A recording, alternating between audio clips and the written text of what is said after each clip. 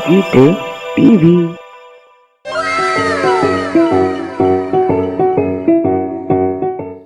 एक जंगल में एक शरारती बंदर रहता था। उसका नाम मोनू था। वह अनाथ था। उसकी टोली वाले भी उसे नहीं पूछते थे।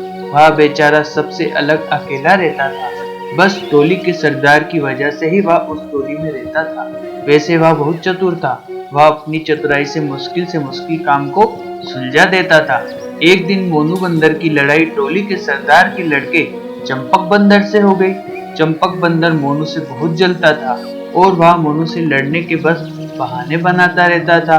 लड़ाई ज्यादा बढ़ने से बात सरदार तक पहुंच गई। उस टोली का सरदार बहुत ही अच्छा था। उसके लिए टोली के सभी बंदर एक समान थे। उसने जानना चाहा कि लड़ाई किस बात को लेकर हुई, तो उसने मोनू से पूछा।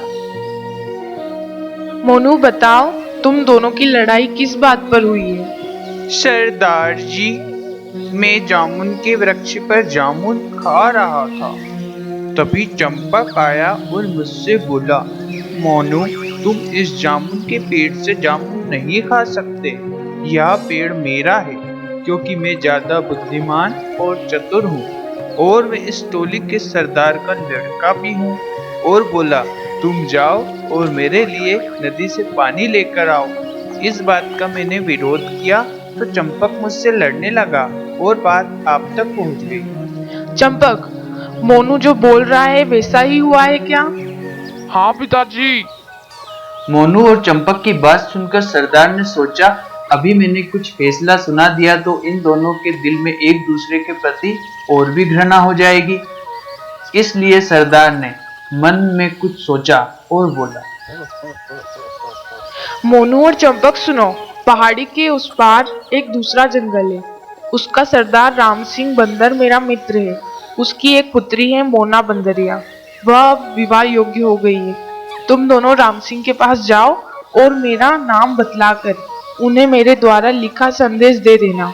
वह तुम दोनों में से जिसकी भी शादी उसकी बेटी से करेगा वही ज्यादा बुद्धिमान होगा, और मैं घोषणा करता हूँ कि वही आगे से इस टोली का सरदार होगा।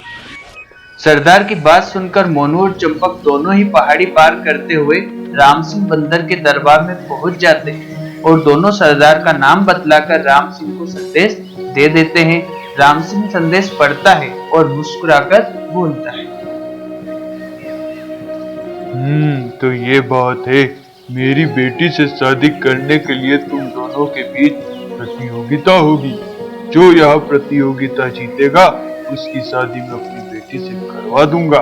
वह प्रतियोगिता तुम दोनों को मैं कल बताऊंगा। आज जाओ, दोनों आराम करो। कल की सभा में प्रतियोगिता होगी। अगले दिन मोनू और चंपक फिर से राम सिंह के दरबार में पहुंच जाते हैं। वहां पर मोना बंदरिया भी थी। चंपक राम सिंह बंदर से प्रतियोगिता की कहता है। राम सिंह दोनों को प्रतियोगिता के लिए एक नदी के पास ले जाता है और बोलता है, चंपक और मोनू, नदी के दूसरी पार एक आम का पेड़ है और इस पार ये दो टोकरी रखी हुई है। तुम दोनों में से जो पहले नदी के पार से आम से भरी टोकरी लाएगा उसकी शादी मैं अपनी बेटी मोना से करवा दूंगा। जाओ अब दोनों, जल्दी प्रतियोगिता में लग जाओ। राम सिंह बंदर की बात सुनकर चंपक मोना बंदरिया से शादी करने के लिए तुरंत भाग पड़ता है और टोकरी उठाकर नदी को तैरकर पार करने लगता है। और इधर मोनू बंदर देखता है कि नदी के इस पार एक बड़ी मोटी लकड़ी पड़ी है जो पानी में नहीं डूब रही है। मोनू भागकर टोकरी उठाता है और एक लंबी लकड़ी लाकर बड़ी मोटी लकड़ी से नदी पार करने लगता है। और इधर चंपक बंदर तैरते हुए नदी पार कर आम के पेड़ पर पहुंचकर आम तोड़ने लगता है और कुछ ही देर में आम की टोकरी को भरकर दूसरे पार आने के लिए तैयार हो जाता है। और मोनू जब तक वहां पहुंचता है चंपक आने के लिए तैयार हो जाता है और जल्दी जल्दी में टोकरी को सर पर रखकर नदी पार करने लगता है। और इधर मोनू पेड़ पर चढ़कर आम से टोकरी भर लेता है और नदी पार करने के लिए फिर से लकड़ी पर बैठ जाता है और टोकरी को लकड़ी पर रखकर नदी पार करने लगता है। और चंपक सिर पर टोकरी रखकर आधी नदी पार कर लेता है, पर नदी में पानी ज्यादा होने की वजह से टोकरी में पानी भर जाता है और टोकरी नदी में डूब जाती है। और उसे बिना आम की टोकरी के ही नदी पार करनी पड़ती। पर इधर मोनू लकड़ी पर बैठा था, इसलिए वह आराम से नदी पार कर लेता है और टोकरी भी सुरक्षित आम से भरकर सरदार राम सिंह के सामने ले आता है और रख देता है। सरदार राम सिंह मोनू की चतुराई और सूझबूझ से बहुत प्रसन्न होता है और मोना बंदरिया की शादी मोनू बंदर से करने की घोषणा कर देता है। दोनों सरदार और बंदर की टोली मिलकर मोनू बंदर और बंदरिया की शादी धूमधाम से कर देते हैं और मोनू बंदर अब से दोनों ही टोली का सरदार बन जाता है और चंपक बंदर बस यह सब देखता ही रह जाता है। तो दोस्तों, देखा आपने कैसे मोनू बंदर ने बुद्धिमानी से वह सब हासिल कर लिया जिसे हासिल करना बहुत मुश्किल था।